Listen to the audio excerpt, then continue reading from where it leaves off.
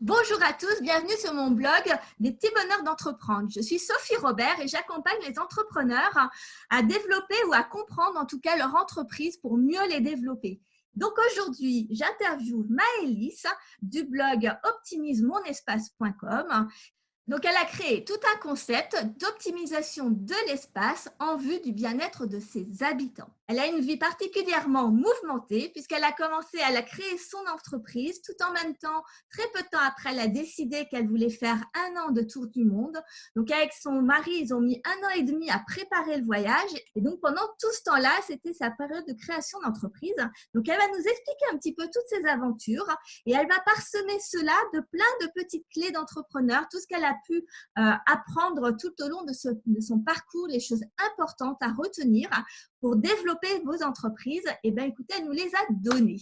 Elle a été particulièrement généreuse et notamment à la fin, elle nous parle de la vision, de l'importance de la vision et du client idéal et elle est très, très précise là-dessus. Je vous souhaite une excellente interview. N'hésitez pas à la liker si ça vous a apporté beaucoup de valeur, à la partager évidemment autour de vous et puis abonnez-vous pour pouvoir suivre toutes mes prochaines interviews. Je vais faire de plus en plus d'interviews parce que je trouve que ça permet de vraiment comprendre le métier d'entrepreneur puisqu'il est expliqué par les entrepreneurs. Maëlys, bonjour. Salut! Bienvenue sur ma chaîne. Je suis ravie de te voir aujourd'hui. Tu sais que je ne te l'ai pas dit, mais tu es la première femme que j'interviewe sur ma chaîne.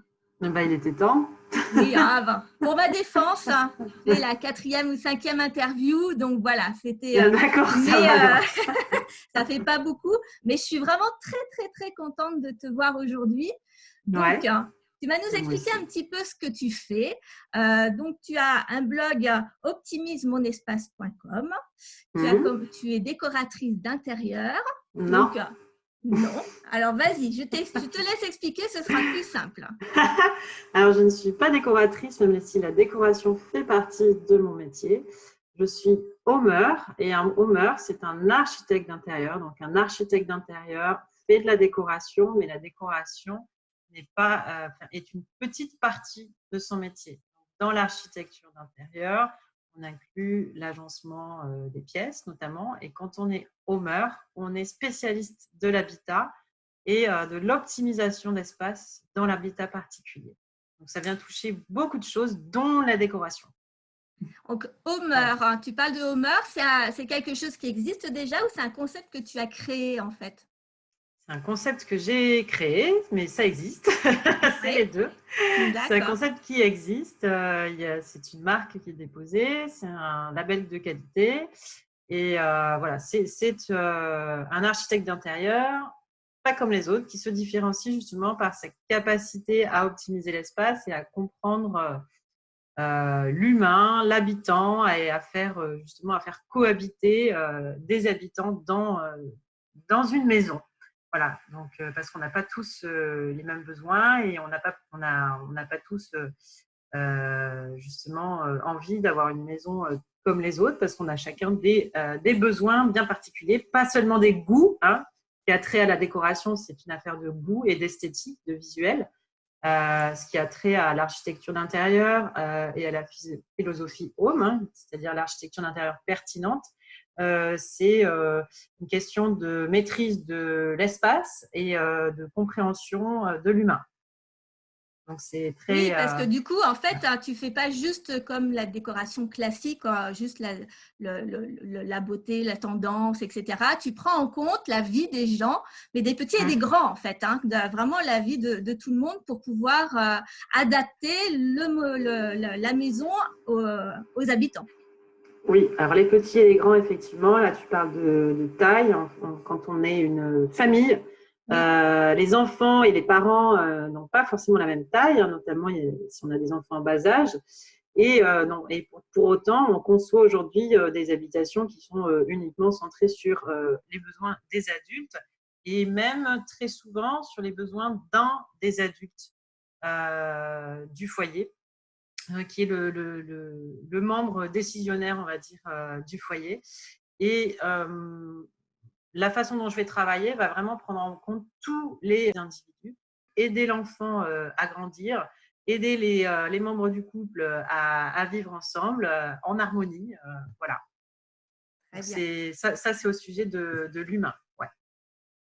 Mais on a une architecture d'intérieur pertinente qui est basée sur 4 piliers en réalité.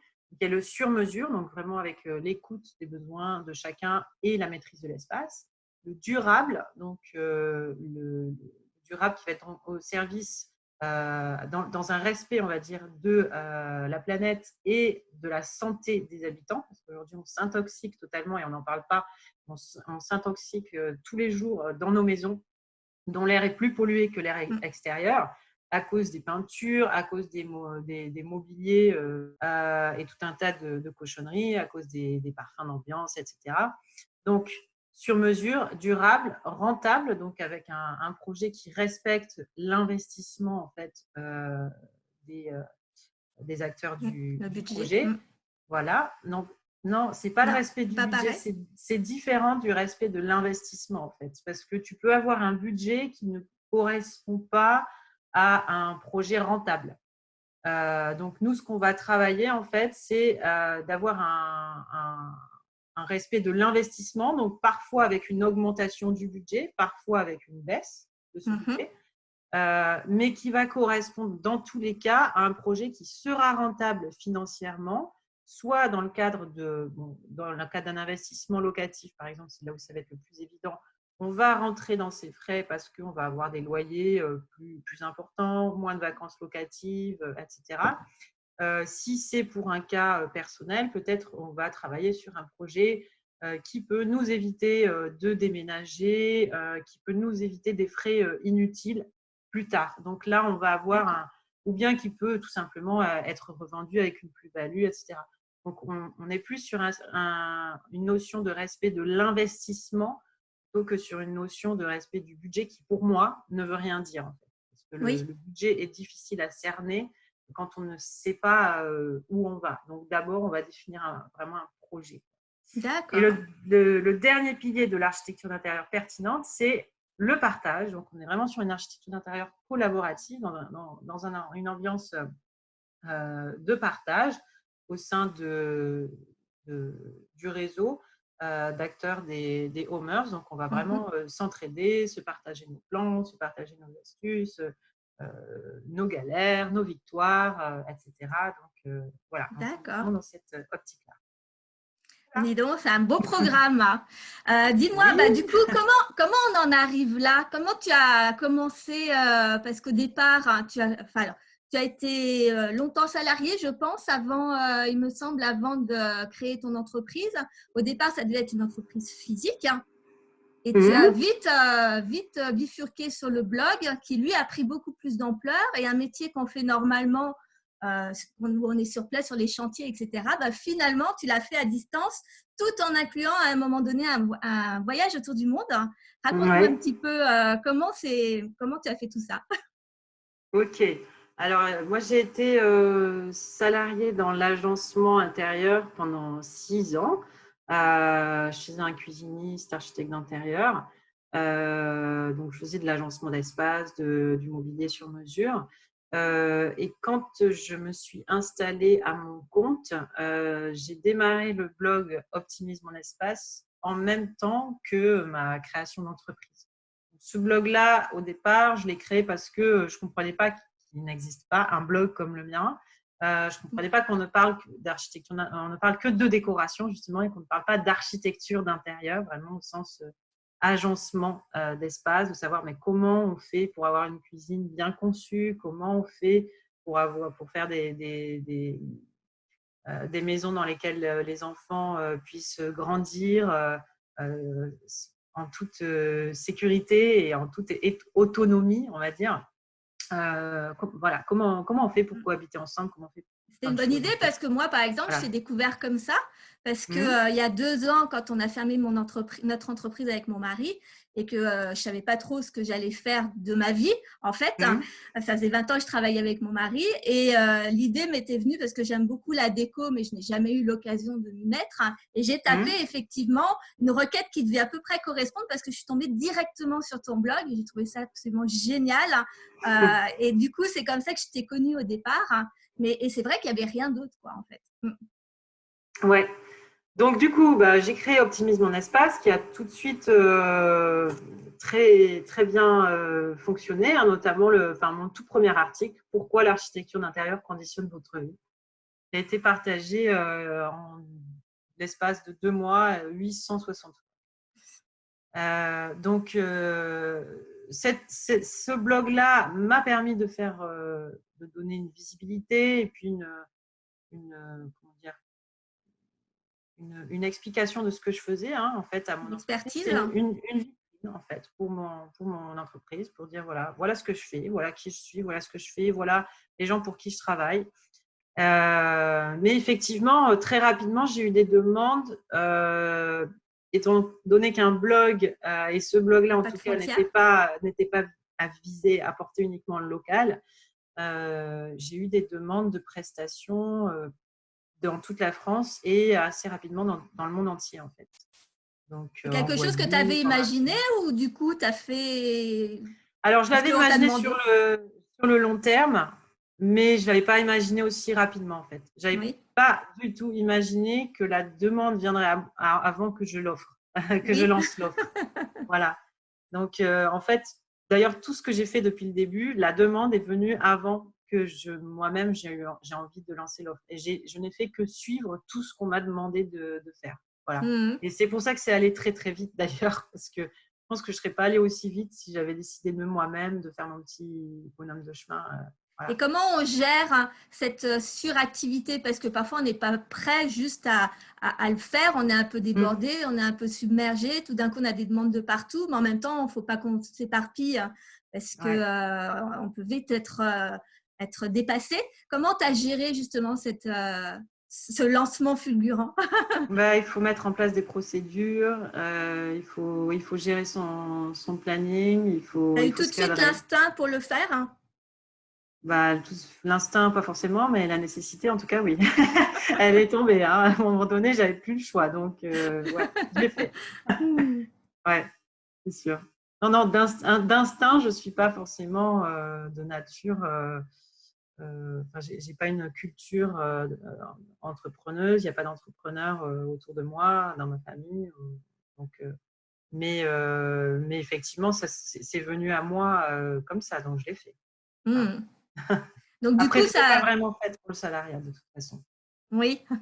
Non, c'est Une sûr. certaine indépendance était nécessaire. J'avais besoin d'autonomie, j'avais besoin de choisir avec qui j'avais envie de travailler. J'avais plus envie de travailler pour le projet de quelqu'un d'autre avec lequel je n'étais pas forcément toujours d'accord, et même de moins en moins d'accord, de plus en plus souvent.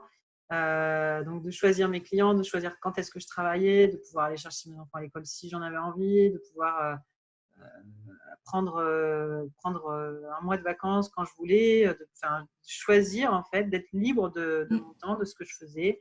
Et puis par contre, j'ai tout de suite, dès que j'ai créé mon entreprise, j'avais vraiment cette envie d'indépendance géographique qui n'était absolument pas possible avec ce métier-là, traditionnellement parlant. C'est un métier où on s'installe en local, on met du temps à faire sa clientèle. Et ça peut prendre des années pour avoir vraiment suffisamment de bouche à oreille pour qu'on ait un flot de prospects réguliers qui nous contactent. Donc, ça met à peu près 3 à 5 ans. Quoi. Oui. Moi, je me suis dit, si j'attends 3 à 5 ans pour avoir ce flot-là, au bout de 5 ans, je ne pourrai plus jamais déménager. Ça sera très compliqué parce que j'aurai tout à recommencer de zéro. Moi, je savais que je voudrais un jour déménager de Nice. J'avais déjà pour projet d'aller habiter à Bordeaux. Je ne savais pas quand exactement. Je savais que j'avais des envies de voyage. Donc, je me suis dit, il faut vraiment que je travaille cette indépendance-là géographique. Quand on a commencé à me demander du boulot, à me donner du boulot plutôt, depuis les 4 coins de la France et du monde, j'ai sauté évidemment sur l'occasion. Et c'est vrai que quand j'ai démarré ce blog, j'avais déjà ça en tête, de me dire, de toute façon, je vais être lue dans toute la francophonie. Donc, où que j'aille ensuite, je ne recommencerai pas de zéro. Voilà. Et du coup, comment on invente un métier qui est normalement physique? Il faut que tu sois sur place, normalement, sur les chantiers, etc. Ou Mhm. peut-être que je me trompe, mais et là, du coup, de le faire à distance pour trouver, je ne sais pas, les matériaux, pour trouver les artisans. Comment tu as organisé ça? Comment on fait d'un métier physique un métier virtuel? Alors, c'est là toute la différence en fait et toute ma spécialité. L'intérêt de travailler avec moi, c'est pas que je trouve les matériaux à votre place. L'intérêt de travailler avec moi, c'est que moi, j'optimise des plans. D'accord. Ma spécialité, c'est l'optimisation d'espace. Peu importe avec qui vous travaillez ensuite, du moment qu'ils respectent les plans qui sont très clairs, nets, précis, euh, ça marchera. Voilà, peu importe vos artisans. Donc, moi, je fais du suivi de chantier quand j'ai des prestations complètes, mais la majorité des clients ne font pas appel à moi pour le suivi de chantier. Ça a un certain coût déjà. Et puis ensuite, je ne peux pas accepter autant de chantiers que j'ai de demandes Ah oui. d'optimisation de projet. Mm. Donc ça n'est pas possible, techniquement parlant. Et donc, oui, c'est l'optimisation de plan, vraiment, c'est là ma grosse valeur ajoutée. Voilà. Mm. Il n'y a D'accord. absolument aucun problème. Après, il faut savoir prendre les mesures, etc. Donc, Oui, j'allais il faut, y venir. voilà. Mm. Donc ça, j'enseigne aux clients comment le faire.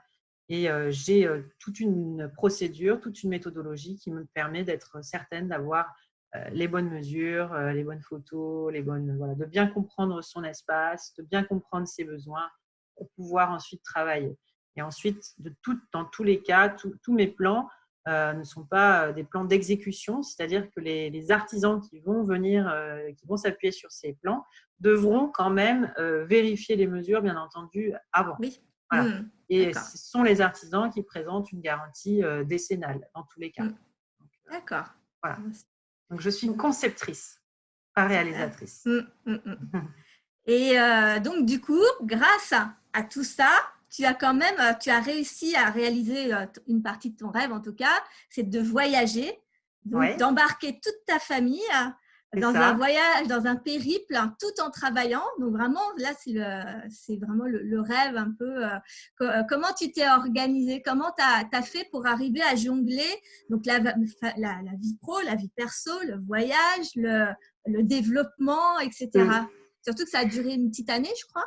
Oui, c'est ça. Ben, en fait, ce projet de Tour du Monde, il a été la concrétisation de plein de projets qu'on procrastinait depuis longtemps. Ça a été donc l'occasion pour mon mari de quitter son boulot et de se reconvertir lui aussi. Ça a été l'occasion de tester l'école à distance avec les enfants. Ça a été l'occasion de vendre notre appartement et de faire une super belle plus-value qui nous a permis aussi de voyager, de Oui, partir en parce tout qu'en cas en plus, ça toute faisait pas longtemps que sécurité. tu avais créé ton entreprise, je crois. Non, ça faisait donc en fait c'est 3 mois après la création de mon entreprise on a eu ce projet-là. Hmm. Et puis, enfin, c'était les décisions de début d'année, tu sais, de 1er janvier. Oui. Voilà, c'est venu comme ça, c'est pondu comme ça. Et puis ensuite, on est parti un an et demi plus tard, 18 mois plus tard. Voilà. Donc, D'accord. mais avec tout ce qu'on a mis en place, c'était énorme en fait, hein, en 18 mois. C'est-à-dire en un mois, mon mari, il s'est inscrit pour faire son bilan de compétences. Puis ensuite, en, en moins de 6 mois, il était inscrit sur les bancs de l'école pour se reconvertir. Et puis ensuite, on a vendu la maison 9 mois plus tard.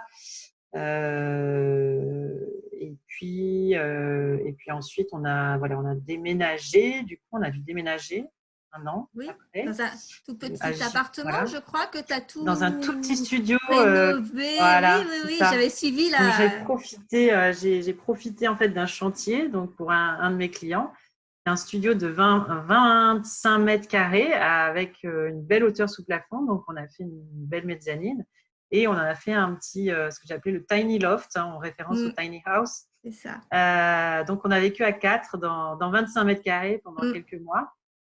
C'était une super belle expérience aussi. Donc, voilà. Et puis, cet appartement-là, il a été loué dans un premier temps et puis revendu après avec une belle plus-value aussi. Et ensuite, ben, voilà, on est parti autour du monde. Ouais, c'est ça. On a mis 18 mois au total entre le jour où on a décidé Oui, le et jour où le vous êtes jour parti. où on est parti réellement.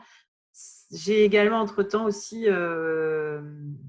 lancé la première version de l'atelier Home, Mhm.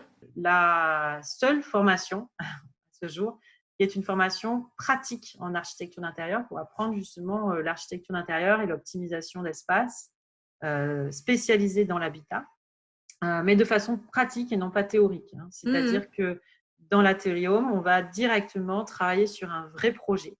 Donc, c'est très ambitieux, mais c'est ce qu'il y a de plus efficace en réalité. Oui. Donc, au lieu d'aller travailler sur des projets fictifs que je vais t'envoyer, bah, je vais te dire, bah, mesure ta maison, fais un plan d'état des lieux de ta maison, étudie tes besoins, et optimise ton espace, voilà, optimise chaque pièce de la maison, optimise le volume, fais la décoration, fais des planches tendances, etc. Étudie la lumière, fais un plan électrique.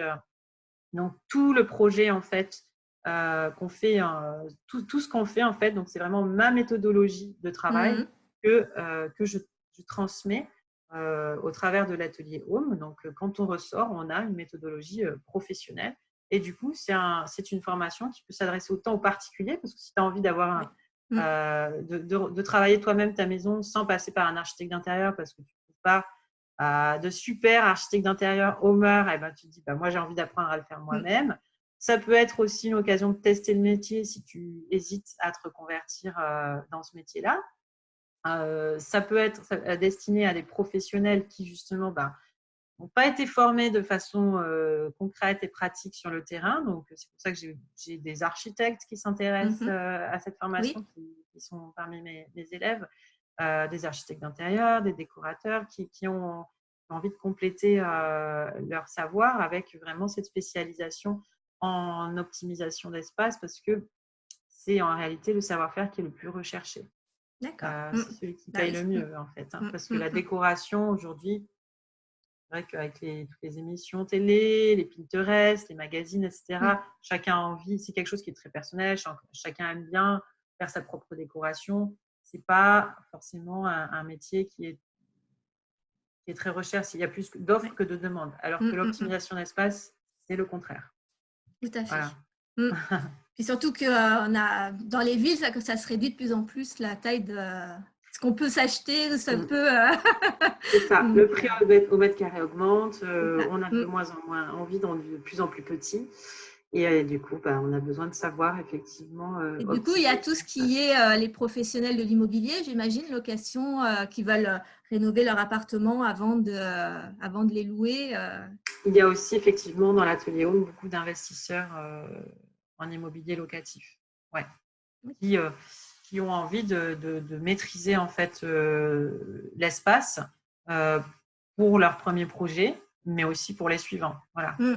Plutôt que de faire appel à un professionnel, ils se disent, le fait d'avoir fait l'atelier Home, ça permet pour les prochains achats, pour les prochaines visites, dès le départ, de cerner quand on fait une visite, tiens, en fonction du nombre de fenêtres, je vais pouvoir faire tant de chambres. Le WC, là, je ne peux pas le déplacer, ou bien oui, je peux le déplacer. Est-ce que la cuisine, la salle de bain, je peux les inverser, etc. Tout ça, on l'apprend dans l'atelier Home. C'est génial. Donc, on peut très rapidement savoir ensuite, quand on visite un bien, connaître son potentiel. Alors Mm, que mm, mm. si on n'a pas fait l'atelier Home, on visite et puis ensuite on essaie de faire appel à un architecte d'intérieur qui va venir, qui va réfléchir, qui va faire un plan, qui va, voilà. C'est ça. Mm. Ça coûte cher, c'est plus compliqué, etc. Mm. Puis souvent, c'est pas forcément nos idées ou autre, tandis que là, du coup, on peut aller à notre créativité parce qu'on connaît les bases, quoi, déjà. C'est ça. Bon, c'est parfait. Et donc, du coup, tu as lancé cette formation au moment de partir ou un peu avant de partir, c'est ça que tu me disais, pour ton tour Donc du monde? oui, je l'ai lancé au départ avec un petit groupe d'élèves pilotes. Oui. Donc une dizaine au mois de avril-mai. Puis j'en ai accueilli une dizaine de plus au mois de juin-juillet. Et puis voilà, au compte-gouttes ensuite, le lancement officiel, parce que la formation était terminée et parce que je pouvais accueillir des nouveaux élèves, a été fait en plein tour du monde en février D'accord. 2017 Oui, et vous entre, étiez parti quand? entre le Cambodge et le Laos. Voilà, Super. Et on donc, était parti en vas-y. septembre, fin août 2000, en fin août 2017. Donc le lancement a eu lieu en février 2018. Voilà, D'accord. lancement officiel. Ouais. Et comment Sachant t'as... que Ouais, vas-y. Sachant qu'il avait déjà été testé par 20 ou 30 élèves avant. Donc, Oui. Mm. je construis mes formations comme ça. Je fais d'abord une première phase de test avec un effectif réduit. Et puis ensuite, j'en accueille une deuxième vague. J'essaie de voir si tout ce que les premiers élèves m'ont fait corriger, ça marche mieux. Et puis ensuite, une troisième vague. Et quand je suis certaine d'avoir la formation parfaite, je Mm. la lance. Voilà. Et comment tu te fais connaître du coup donc il y a le blog, mais pour que qu'on connaisse le blog, il faut quand même pas mal de temps, de partage, de commentaires, tout ça chez les autres. Comment tu as réussi à te faire connaître aussi rapidement? C'est parce que c'était vraiment une niche, hein, où il y avait de la Mmh. demande et que du coup c'est venu assez naturellement, ou tu as eu un travail quand même de… Alors, déjà, effectivement, j'étais une des pionnières en fait sur cette thématique-là, même s'il y avait beaucoup de blogs décoration, il n'y avait pas beaucoup d'articles longs et de qualité pour expliquer vraiment le fond des choses. C'est un blog qui a une couleur particulière aussi, parce que voilà, c'est un blog qui me ressemble, qui parle de plein de choses, qui parle d'écologie, qui parle des enfants, qui parle de plein de choses en fait. On peut parler de tout ce qu'on veut en fait quand on parle d'architecture d'intérieur. Donc c'est toute une philosophie en fait qui est transmise sur ce blog. Et j'ai été assez rapidement repérée par l'équipe du blog 18h39.fr, qui est le blog de Castorama, D'accord. qui partage totalement les mêmes valeurs que Optimise mon espace. En fait, c'est une petite équipe d'une dizaine de journalistes qui sont très axés aussi zéro déchet, etc. Philosophie Montessori, c'est très très sympa. Et donc, c'est vrai que j'ai été interviewée plusieurs fois par leur blog et Mhm. ça a certainement contribué à la Oui. visibilité d'Optimise mon espace. Et aussi le fait que TF1 m'a contactée, donc je suis passée sur TF1, il y avait même pas, le blog n'avait même pas un an. Oui. Euh, donc ça a forcément contribué aussi à cette Mm. visibilité-là. Mon blog s'appelle Optimise mon espace, donc généralement quand des journalistes cherchent un sujet sur l'optimisation des petites surfaces, Ouais. Ça vous ils savez peuvent pas tout de tomber suite. dessus. Mm. Voilà, j'ai été D'accord. contactée par France 2 récemment, donc ouais, Mm. Bon Canal alors, 6 l'année dernière. comment est-ce que tu as des secrets quand même d'organisation? Parce que pour préparer en 18 mois, tu es dans ta création d'entreprise, la création d'un nouveau métier que tu transformes donc pour être digital. En même temps, tu prévois ton voyage. Après, tu pars en voyage. Au milieu, tu as des enfants, un mari. Et tu prépares ta grosse formation en plein voyage entre deux Ouais. pays au bout du monde. Tu as forcément quelques secrets à nous partager. Alors, quand j'ai préparé ma grosse formation, la formation de l'atelier Home, déjà, je l'ai préparée avant de partir. Il ne me restait pas grand-chose à faire au moment où je suis partie, même si effectivement, j'ai terminé quelques cours à Montréal en mois Oui. de fin septembre. Mais sinon, non, le gros de la formation était déjà fait avant de partir. J'ai arrêté de prendre des chantiers à partir du mois de mars, je crois, pour pouvoir me concentrer justement sur la construction de cette formation. Mon gros secret, c'est que je suis en mode de last minute tout le temps. C'est-à-dire que je n'ai pas du tout préparé mon tour du monde et je suis partie. Voilà. Et Ah ouais. tout se fait à l'arrache, mais tout est génial comme ça. Tout se fait Ah, c'est très bien. contradictoire parce que du coup, la dernière fois, je t'ai rencontré donc dans un séminaire, dans une rencontre, Olivier Ouais, Roland, et tu disais que tu étais très perfectionniste. Alors du coup, ouais. t'as les deux facettes. Les deux facettes, effectivement. Alors, je suis perfectionniste dans le sens où, effectivement, quand je commence quelque chose, je veux toujours que ce soit parfait. Et en fait, le fait d'avoir plein de gros projets comme ça oblige à lâcher prise sur certaines Oui. choses. Et en l'occurrence, j'étais déjà lancée sur ce projet de formation et du coup, je n'avais pas le temps de m'occuper de ce tour du monde. Donc, ça me mettait un stress, c'est vrai. Et en même temps, en voyageant, je me suis rendu compte que c'était génial de voyager comme ça. C'est-à-dire que j'avais un objectif, j'avais préparé mon retour. Euh, J'avais préparé mon retour. Je savais qu'en revenant, j'aurais un toit, j'aurais un travail. Enfin, j'aurais un travail, c'est-à-dire, c'était mon propre Oui. travail déjà. Je savais que j'avais lancé une formation qui marchait bien, etc. Donc, j'étais sereine là-dessus. Mes enfants j'avais déjà repéré l'école. Mon fils, ma fille n'avait pas l'école obligatoire, donc elle ne suivait pas de l'école pendant le voyage, mais mon fils, on s'était inscrit au CNED. Donc, tout ce qui était vraiment formalité vraiment très, très importante, on l'avait géré. Les grandes étapes du voyage, elles étaient là, on avait quelques billets d'avion. Voilà. Mais par contre, tout ce qui était intermédiaire, à l'intérieur même des pays ou parfois entre certains pays où on se baladait en train ou en bus, c'était pas du tout prévu. Et alors là, la communauté du blog et la communauté Facebook ont énormément contribué à ce voyage. Ah oui. Ah oui, oui, c'était vraiment génial. Hein. En Tunisie, j'ai rencontré des lecteurs. À Montréal aussi, enfin dans tous les pays francophones où j'avais des lecteurs, je les ai rencontrés. J'ai pu et puis j'ai pu rencontrer beaucoup de professionnels de l'habitat grâce à des appels Facebook. Oui. Bonjour, voilà mon projet. Est-ce que vous connaissez quelqu'un qui je suis dans tel pays, j'arrive tel jour. Voilà. Et j'ai fait énormément de très, très chouettes rencontres comme ça parce que justement, je n'avais pas de programme particulièrement établi et que chaque jour était une surprise et c'était génial. Ouais. Et donc du coup, avant, tu étais quelqu'un de plus organisé et là, tu as été un peu obligé de te lancer dans le bain et de lâcher prise. Et ça Ouais. t'a appris une nouvelle manière de faire les choses. Alors, est-ce qu'avant j'étais organisée je ne peux Ah, pas dire que je sois une professionnelle de l'organisation, non. Non, je ne dirais pas ça. Je suis plutôt une artiste créative. Je ne suis pas du tout une professionnelle de l'organisation. Maintenant, j'étais obligée de me mettre des barrières, hein, hmm.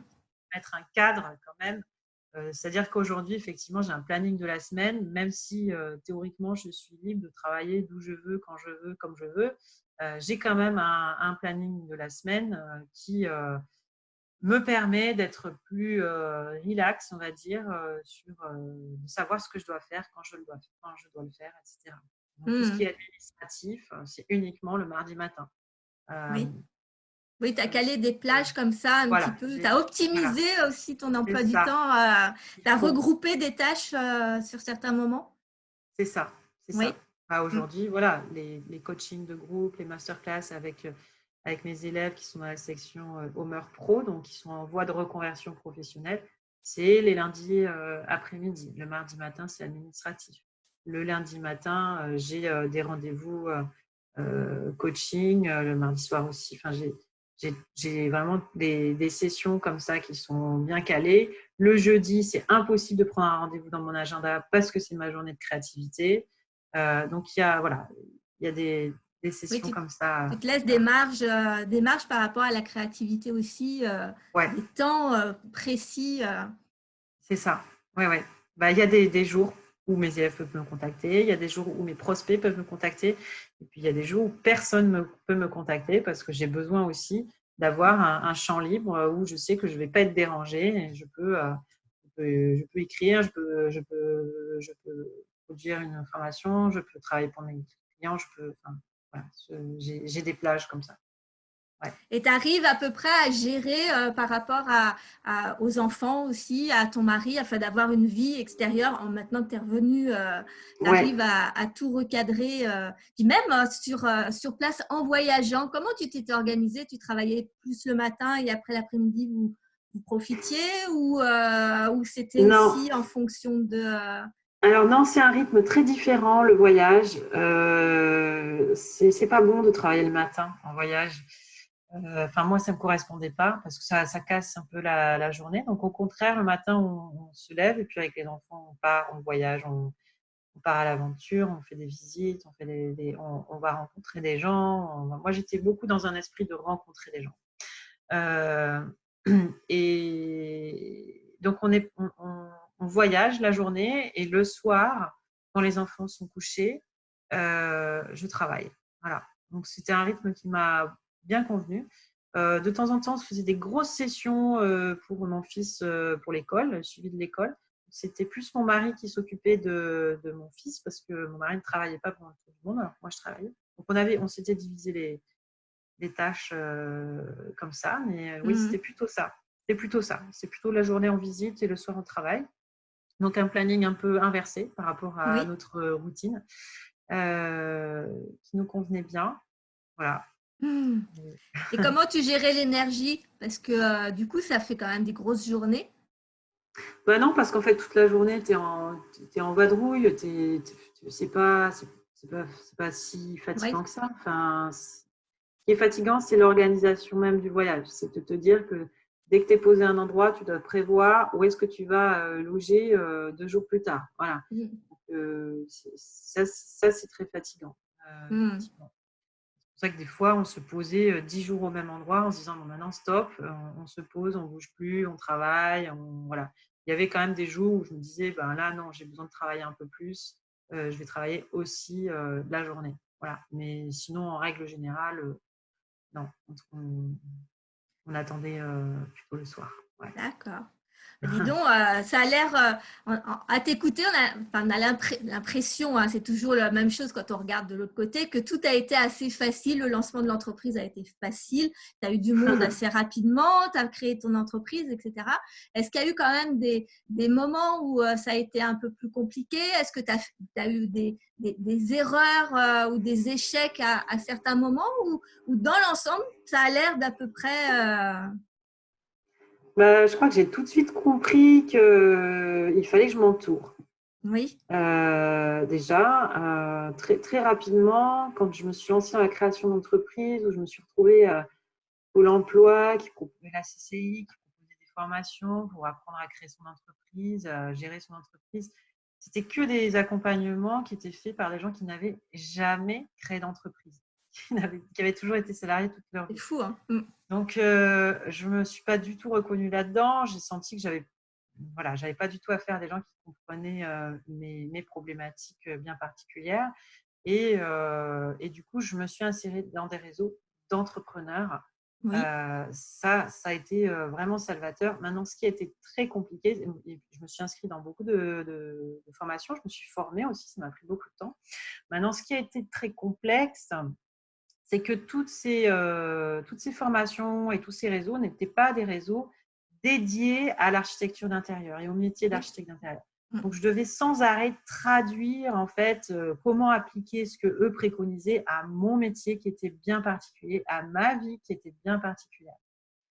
Et donc, c'est ça que j'enseigne aujourd'hui dans Homer Pro, c'est comment réussir sa création d'entreprise rapidement, justement, donc en se mettant vraiment en mode GPS. C'est ça qu'il faut faire. Voilà, je trace un guide, un chemin, donc on y va étape par étape. Et l'objectif, c'est au bout de 12 mois maximum, on a une entreprise qui est rentable et on sait où on va, en tout cas, pour l'année d'après. On a vraiment toutes les clés pour réussir à vivre de ce métier, ce qui n'est pas forcément évident, effectivement, au départ. Ouais. C'est pas un métier évident parce qu'il faut se faire une clientèle, il faut réussir à se vendre, alors que c'est un métier qui est très souvent pratiqué par des gens qui n'aiment pas vendre, parce que ce sont plutôt des gens qui sont des créatifs, Créatif. voilà, qui ont peur de vendre, etc.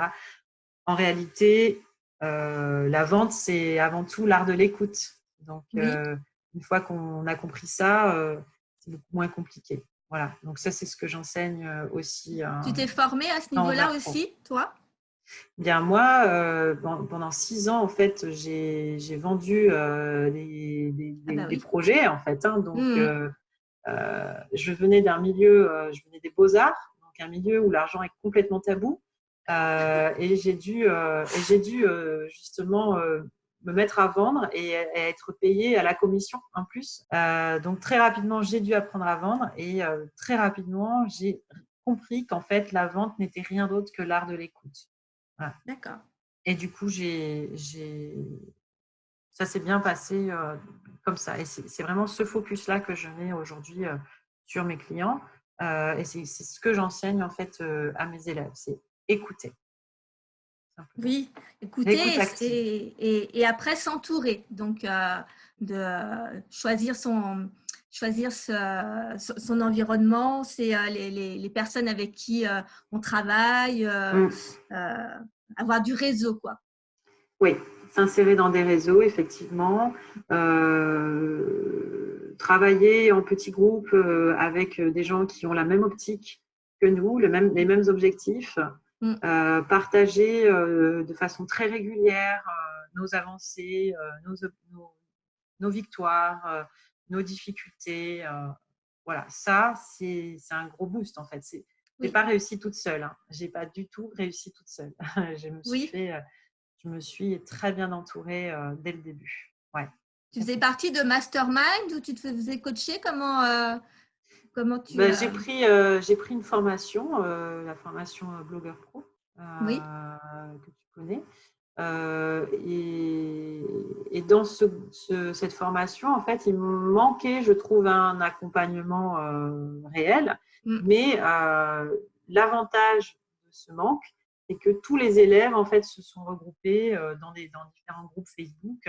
Mm. Donc, dans les groupes Facebook, déjà, on s'entraidait énormément. Mais c'était que sur la partie blogging.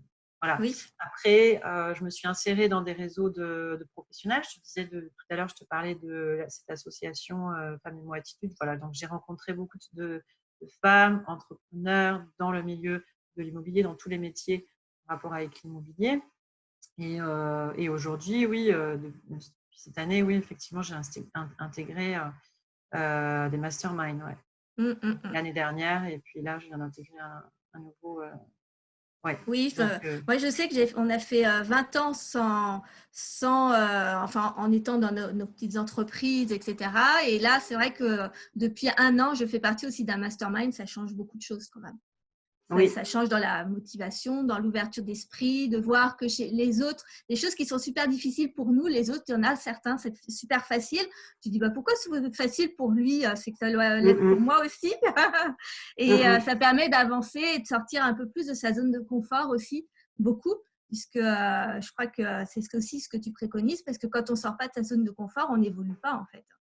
Bah, ce qui est très important, effectivement, c'est d'avancer ensemble. Et c'est pour ça que dans le programme d'accompagnement Homer Pro, je l'ai fait travailler aussi par petits groupes où on a installé ce qui s'appelle les Homer Cafés. Donc, elles se regroupent une fois par semaine. Donc, c'est en ligne, hein, c'est des rendez-vous sur le logiciel qu'on utilise en ce moment même pour cette interview.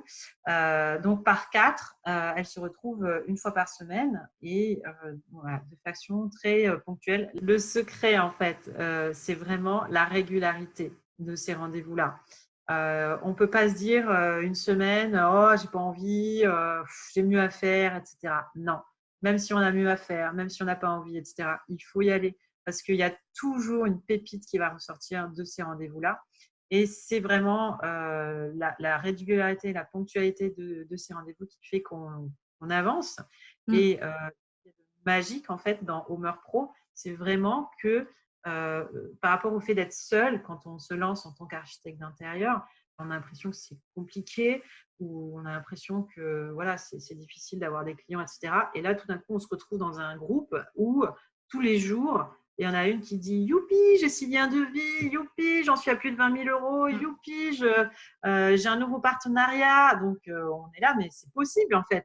C'est ça. C'est vrai que c'est motivant, ça permet de persévérer. Parce que c'est vrai que l'entrepreneuriat, c'est pas toujours facile. Il y a des hauts, des bas, il y a des moments où on est motivé, il y a des moments où on est fatigué, c'est des moments ça. où on ne comprend pas pourquoi ça avance pas plus vite. On a l'impression que ça n'avance pas. Et c'est vrai que c'est justement dans ces moments-là aussi que le regard extérieur, en fait, va permettre d'analyser pourquoi ça n'avance pas. Parce que C'est nous, on ça. n'a plus du tout la visibilité, en réalité, de pourquoi ça n'avance pas. On a l'impression que le monde est contre nous, l'univers n'est pas aligné, les étoiles ne sont pas alignées. Non, en fait, c'est juste que on a mal fait quelque chose à un moment donné et qu'on ne s'en est pas rendu compte, on n'est pas capable de s'en rendre compte. Et C'est ça. quelqu'un qui va regarder d'un point de vue extérieur va dire, mais c'est là où tu as péché. C'est C'est là ça. où il faut que tu reprennes le projet. Voilà. Donc, C'est vrai que c'est c'est ça aussi qui va faciliter. c'est l'un des vraiment des très très gros problèmes des entrepreneurs, c'est de rester la tête dans le guidon, de dire toujours c'est urgent, j'ai plein de choses à faire, j'ai pas le temps de faire ci, faire ça, faire ça. Alors qu'en fait c'est une grosse erreur parce que c'est là où il faut sortir un peu du cadre et de s'entourer pour avoir un œil extérieur et puis de pouvoir nous aussi prendre du recul sur ce qu'on fait et se dire oh là il y a quand même quelque chose qui bloque, il faut peut-être que je fasse quelque chose. Exactement. Ouais. Bon, Voilà. écoute, c'est parfait. Donc, du coup, on parle beaucoup de Homer Pro. Tu es vraiment dans ce moment, dans la création de ta marque, hein, vraiment une marque déposée, etc. Comment on crée une marque? Quelle est la procédure un peu et comment tu as fait tout ça? Dis-moi.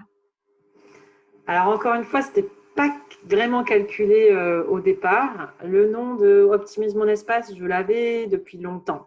Avant de créer mon entreprise, alors que j'étais encore salariée, j'avais cette idée de nom de blog Optimise mon espace. Et je me souviens très bien, j'en avais parlé à des amis américains qui m'avaient dit en anglais Optimize my space. Et je me suis dit, ah ouais, maintenant en anglais, ça sonne bien. Et du coup, j'avais gardé ce truc-là en tête. Et puis, j'avais un copain qui est dans la partie SEO, référencement Internet, qui avait approuvé mon choix en me disant oui, c'est très bien.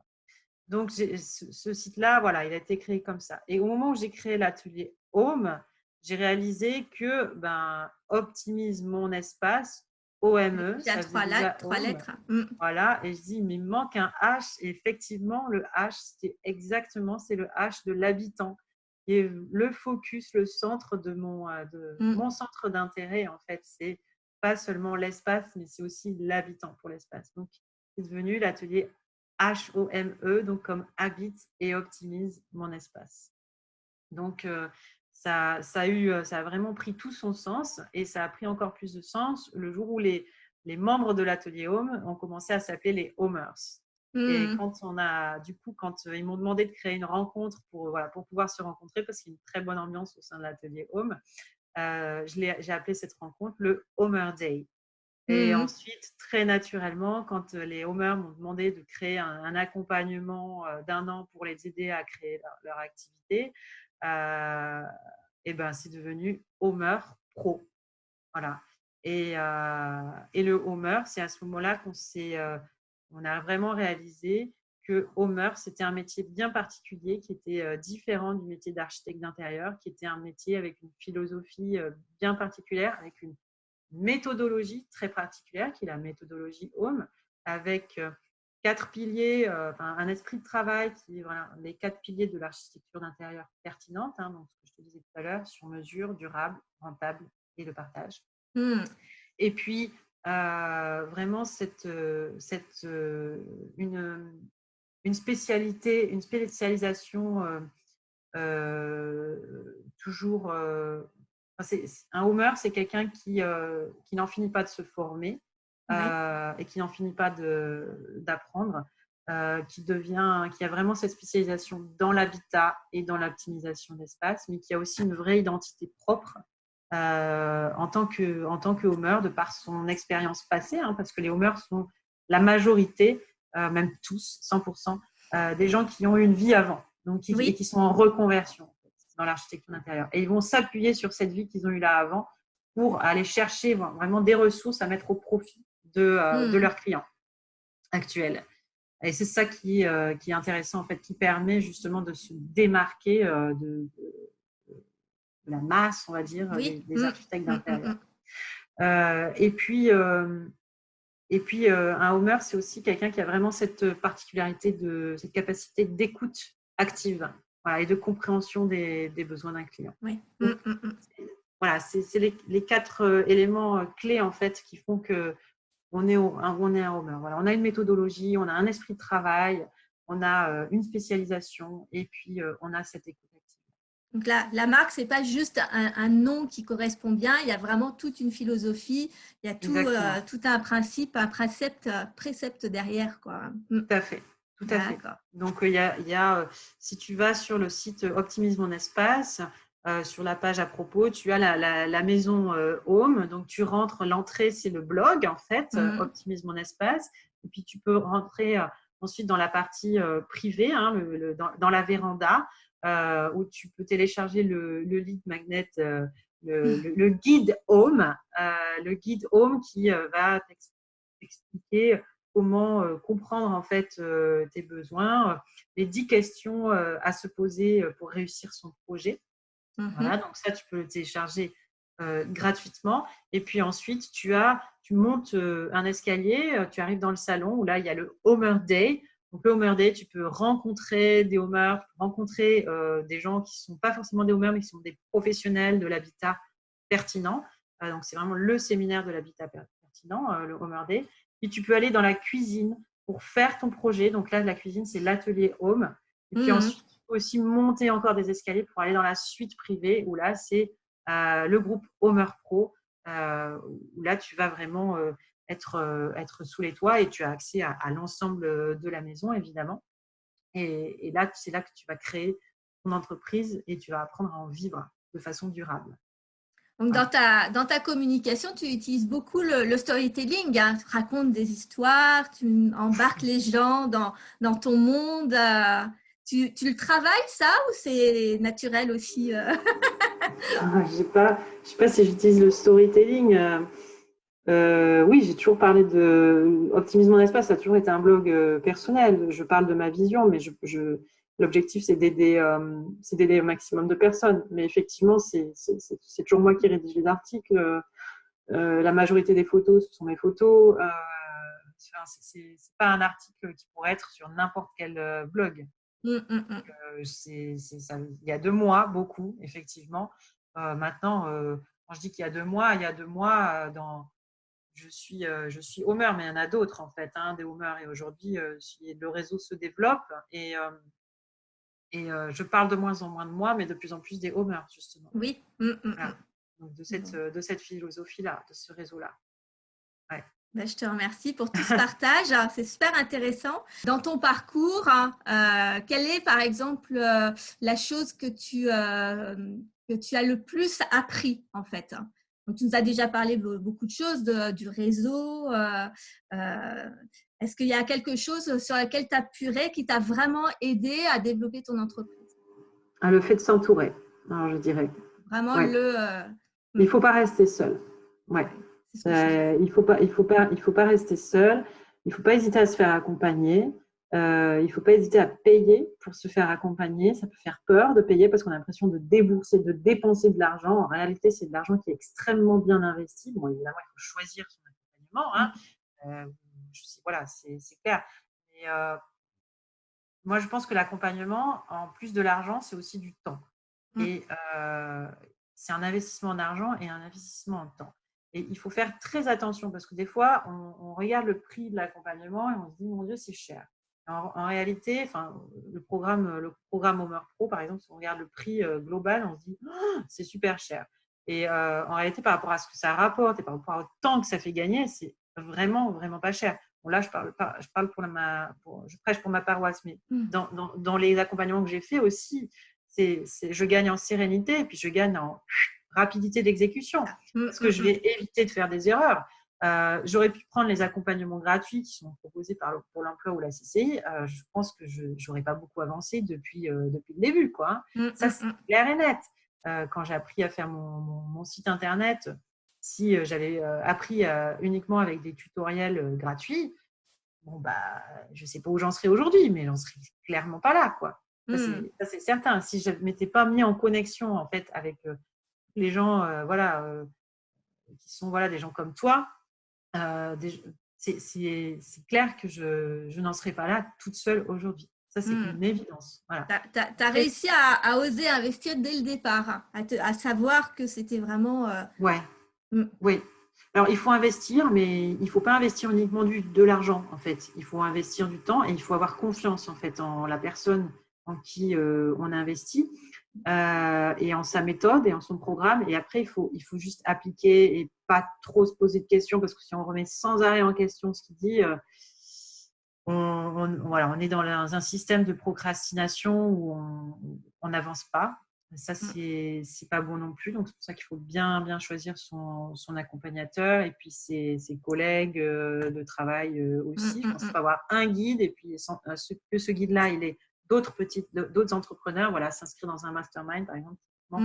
C'est quelque chose qui est intéressant. Sinon, moi, ce que je préconise au Homer Pro dès le départ, c'est de bien définir sa vision. Donc, sa vision professionnelle, mais aussi personnelle. Où est-ce que vous voyez dans 10 ans? Où est-ce que vous avez envie d'être, en fait? Et en fonction de cette vision-là, à 10 ans ou voire même à 25 ans, on va tout de suite donner un axe à son projet d'entreprise. Donc, moi, par exemple, j'avais envie de créer mon entreprise en architecture d'intérieur. Si je m'étais arrêtée là, je me serais contentée d'aller chercher des clients en local. Simplement, j'avais cette vision-là de un jour, dans 10 ans, je ne veux pas habiter au même endroit, je veux avoir voyagé, je veux avoir déménagé, voilà. Donc, je veux être indépendante géographiquement parlant parce que je veux pouvoir déménager autant de fois que je veux. Et bien, cette vision-là m'a permis d'axer mon entreprise sur justement cette mise en avant, ce travail sur mon site internet. Voilà, cette visibilité, internationale. C'est super intéressant ce que tu dis parce que c'est tellement vrai. En général, on s'installe, on a un métier dans les mains et puis la première chose, c'est de trouver des clients, commencer à en vivre et puis après, on prend les choses comme elles viennent en fait. On se laisse porter, mais depuis toujours, on se laisse porter même quand on sort de l'école ou autre, par la vie, etc. Et en fait, les personnes qui avancent le plus vite et qui avancent là où elles veulent aller, qui réussissent le plus, ont une vision globale de leur vie, ont pris le temps, parce que ça prend un peu de temps quand même, parce qu'il faut se poser et réfléchir sur qu'est-ce qu'on a envie. Mais tout à fait, voilà, je suis tout à fait d'accord avec toi. C'est du temps extrêmement bien investi qui nous permet d'éviter beaucoup d'erreurs. Le fait d'avoir une vision, ça nous permet aussi de définir, très très important, quel est notre client idéal. Quels sont les clients avec qui on a envie de travailler. Donc, on va définir sa vision. Ensuite, on va définir ce que j'appelle le tableau de ressources. Donc, le tableau des ressources, ça va être son expertise, son expérience, son éducation et ses passions. Donc, tout ce qu'on a déjà acquis avant de démarrer une nouvelle vie et qui va nous permettre justement de dépasser le syndrome de l'imposteur, justement. Et toutes ces ressources-là sur lesquelles on va s'établir vont nous permettre aussi, ce tableau de ressources et notre vision, de définir quel est notre client idéal. Et ensuite, une fois qu'on a le portrait de ce client idéal, eh bien, on va définir où est-ce qu'il se trouve, comment on va aller le chercher, quelle est l'offre idéale pour ce client, pour résoudre le problème de ce client idéal. Et, voilà. Et donc, ce soit une offre qui soit compatible avec notre projet de vie et avec le sien. Voilà. Donc, ça, c'est extrêmement important. Ça fait partie des premières choses qu'on met en place dans Homer Pro.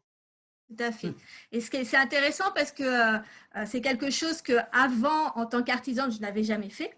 Donc, on a quand même pas mal ramé. Et depuis, j'ai très bien compris ça. J'ai créé mon blog pour ça, pour comprendre ce qui m'avait manqué. Et ça fait partie de ces choses-là.